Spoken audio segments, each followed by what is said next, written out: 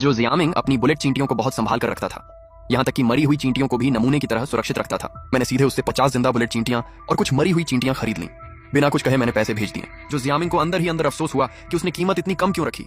उसे यह भी हैरानी थी कि मुझे मरे हुए कीड़ों की जरूरत क्यों थी। बेस में घूमते हुए मेरी नजर दो ऐसे भृंगों पर पड़ी जो लोहे के टुकड़ों जैसे दिख रहे थे। जो जियामिंग ने बताया, ये आयरन क्लैड बीटल है। इनका खोल दुनिया के सबसे मजबूत खोलों में से एक है। ये अपने वजन से 40,000 गुना ज्यादा दबाव सह सकते हैं। ये सुनकर मैं बहुत खुश हुआ।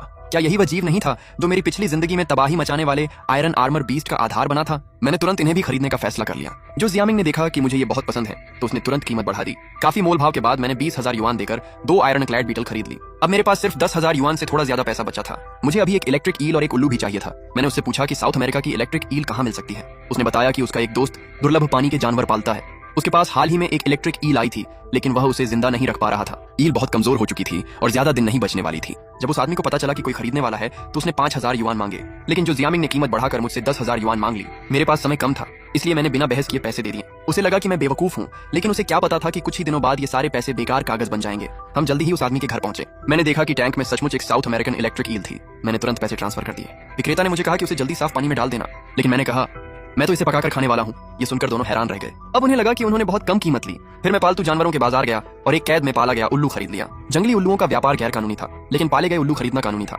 मैंने सबसे अच्छा दिखने वाला उल्लू 3,000 युआन में खरीद लिया।